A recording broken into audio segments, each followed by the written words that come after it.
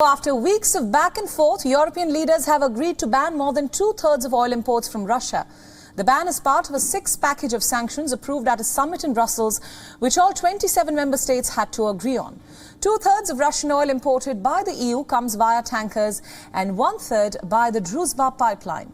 The embargo would encompass 90% of all imports from Russia, once Poland and Germany stop buying Russian oil by the end of the year.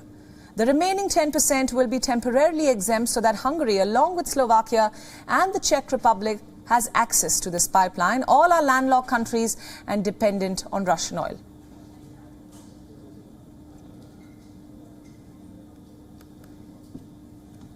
I'm very glad that the leaders were able to agree in principle on the six sanctions package. This is very important. Thanks to this, Council should now be able to finalise a ban on almost 90% of all Russian oil imports by the end of the year. This is an important step forward.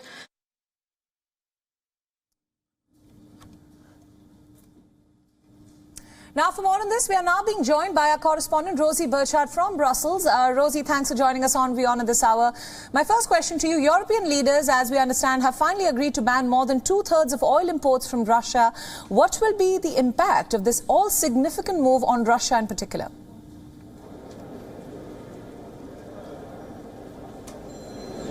It took about 4 weeks of technical discussions and 8 hours of talks among EU leaders here at this summit in Brussels, including a virtual address from Ukrainian President Zelensky. But finally, there was white smoke and the political deal has been done. Now, this is a compromise deal. It will see oil imports which are delivered by ship, so seaborne oil imports from Russia, banned by the end of this year, but it will allow an exemption for pipeline deliveries, so oil which is delivered into the EU by pipeline can continue to flow.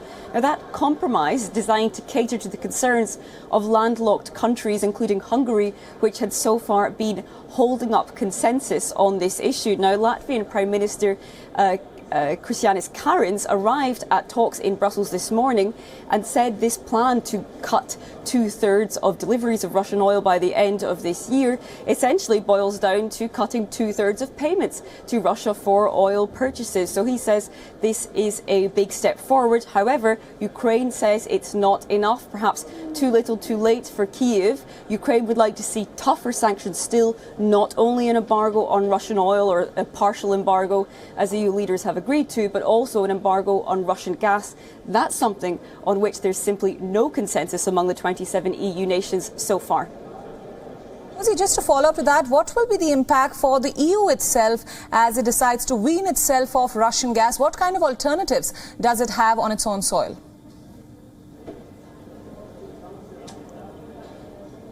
Well, the fallout is already being felt. Oil prices are surging, and this, of course, comes as consumers within the European Union face energy prices skyrocketing in any case. So this is something leaders had to try and balance here. But in the end, at least we've heard, for example, from some Baltic leaders, they say there is no alternative, because they argue continuing to buy Russian oil is essentially helping the Kremlin to fund its war in Ukraine. Now, this, however, is part of a bigger, broader effort led by Brussels to try and diversify energy suppliers.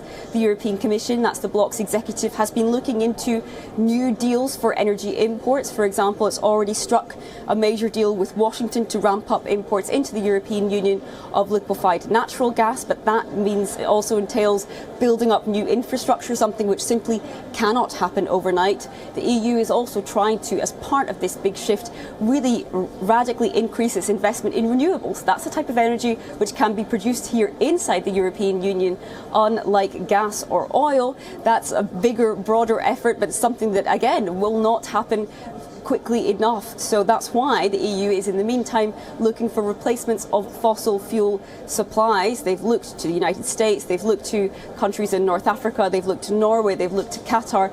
Those talks continue as the diversification efforts step up a gear. Right, Rosie, thanks so much for all those inputs. Thanks for joining us on WION at this hour.